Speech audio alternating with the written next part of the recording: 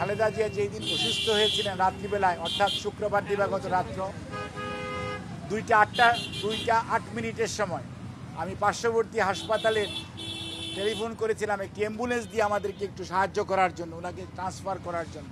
অত্যন্ত পরিতাপের বিষয়, হাসপাতালের নাকি নিয়ম হচ্ছে তাদের হাসপাতালে ভর্তি হলেই রুগীকে তারা অ্যাম্বুলেন্স সার্ভিস দিবে। এটি অ্যাম্বুলেন্স বা জরুরি চিকিৎসার কোনো নিয়ম হতে পারে? এবং একটি ইঞ্জেকশন অ্যাট্রোপিন, একটি ইঞ্জেকশন অ্যাড্রেনালিন, 2 অ্যাম্পল ইঞ্জেকশনের জন্য তাদেরকে অনুরোধ করেছিলাম ইউনাইটেড হসপিটালের ডিউটি ম্যানেজার চিকিৎসকদেরকে, বাট দে ডিনাইড। কারণ তাদের বক্তব্য ছিল রুগী তো আমাদের হাসপাতালে ভর্তি হবে না, অর্থাৎ রুগী যদি তাদের হাসপাতালে ভর্তি হয় তাহলেই জরুরি চিকিৎসা পাবে, অন্যথায় জরুরি চিকিৎসা পাবে না। এটি জাতির জন্য দুর্ভাগ্যজনক। এবং এই ধরনের জরুরি ব্যবস্থা এবং অ্যাম্বুলেন্স সার্ভিস আদৌ আছে কিনা আমার মনে হয় যে সত্যিকার অর্থে দেশে তো একটা নিয়মতান্ত্রিক শাসন ব্যবস্থা নাই, সেই জন্য কোনো নিয়ম নীতির তো আর কাজকে কোথাও নাই।